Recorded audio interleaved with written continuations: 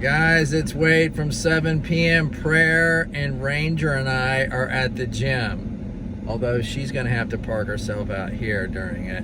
And we've had to kind of rearrange our schedule a little bit because of all the ticks and chiggers. Yeah. Anyway, that's another video. I wanted to talk to you today about the 59th Psalm, which is where David is thanking God for protecting him in his hour of need. And I think that that's pretty amazing. You know, Saul was coming after David. He was very intimidated by David, and he wanted to get rid of his challenger. And so basically, David is this guy, as we know, that has this whole history of whooping up on the enemy.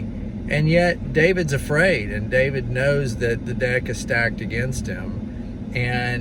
And yet he also knows that not when God's on your side. The material side can look stacked, but when God's got you on the spiritual side, he'll just make that material side work the way it's supposed to. So David knew that whatever was going to befall him was of God's will. And I think there's so much power in that you and I are constantly trying to figure out what's coming around the corner. We're trying to figure out how we can best handle life. And then we're shocked when, in trying to use our own wisdom, we fall short. So don't beat yourself up. Everybody falls short. And even the people that look like they're the most successful, they have plenty of failures. But when you've gotten God involved, when you've asked him for his assistance, his guidance, his protection to thwart all evil entities and energy involved in your situation, then you can literally be still and wait on the Lord, from the 46th Psalm of David. And, you can know that things are happening according to God's plan. And then when you get that urge to move, you do it.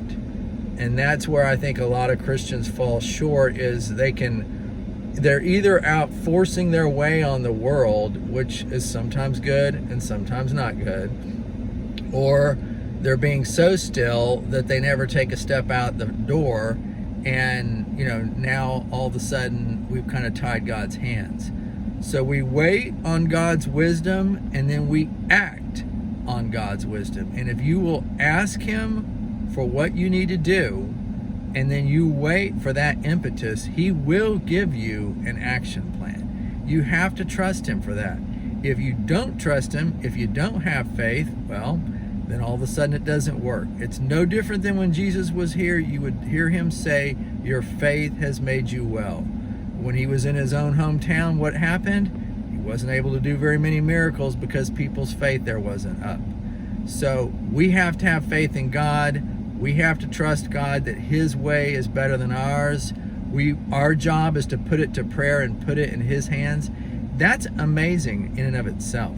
Do you realize that God gave you so much authority on this planet that even if he knows what's better for you, he won't act unless you ask him to? He will not do what he knows he should if you have not allowed him to enter into the goings on of your life. He's not just going to take over because he knows better. So what a blessing to be able to realize that God gave us such free will that if we want his help, we have to give him some of that free will back and say, "Hey, you know better. My free will is to do your way, not my way." All right, you guys, check that out for yourself. The 59th Psalm, run through it, apply it to your life.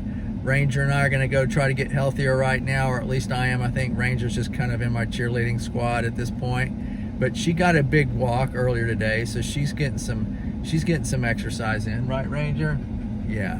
So anyway, 7 p.m., all Christians praying together. What would the world look like if all Christians from all denominations, all backgrounds, started believing that prayer really did work, and that when Jesus prayed for us to be united in prayer, that wasn't just some kind of a few lines in the Bible. That was a legit heartfelt prayer by Jesus in his last hours on the planet, and we now have an opportunity to put that to work. So all Christians praying together at 7 p.m., and I appreciate you guys.